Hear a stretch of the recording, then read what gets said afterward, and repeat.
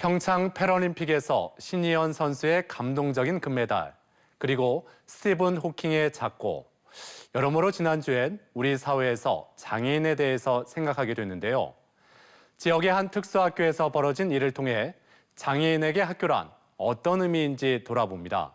화면으로 만나보시죠.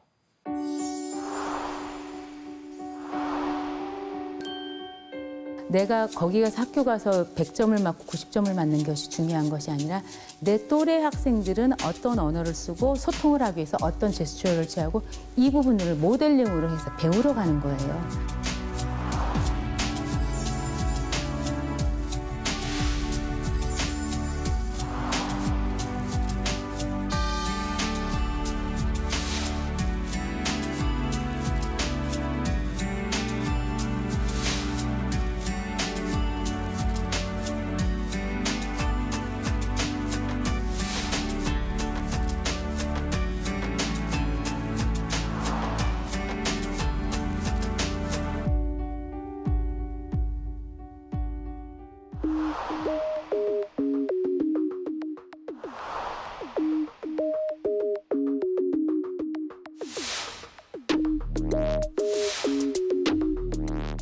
조직이 될 수도 있다는 걸 저희도 알고 있었기 때문에 마지막 날 선택을 한 거였고요. 근데 선생님 말씀은 너무 참여율이 저조해서 자기가 한번 되는지 보겠다고 저희 아이 걸 먼저 건드렸다고 하셨거든요.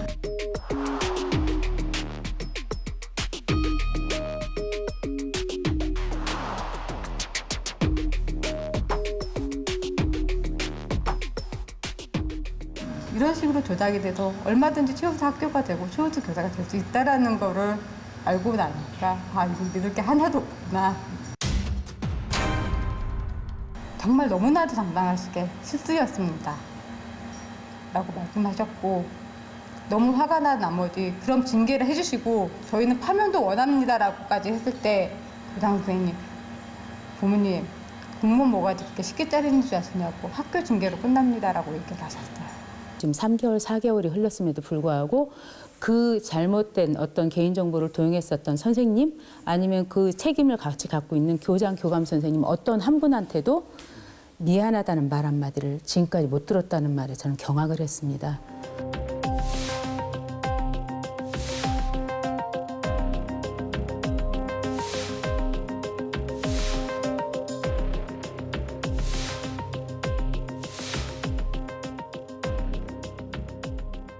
장애 부모들이 느끼는 어떤 실망감 혹은 배신감 혹은 장애 학생과 장애 부모에 대한 어떤 무시 그런 것들이 가장 컸던 것 같고,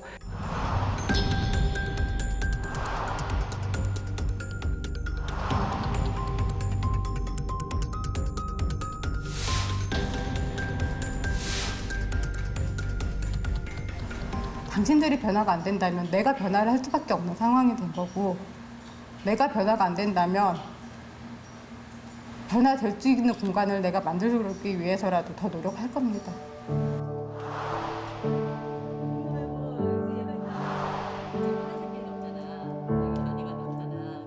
엄마들의 입장은 전문가다라고 기본적으로 신뢰를 가지고 시작합니다. 이제 그것이 그것이 정교사든 기간제 교사든 장애 학생에 대한 장애적 특성을 제대로 이해하고 장애 학생에 대한 개별화 교육이든 장애 학생들과 함께 그 사회적 통합이든 지역 통합이든 그 학교 내에서의 그 통합하는 방법에 대해서 제대로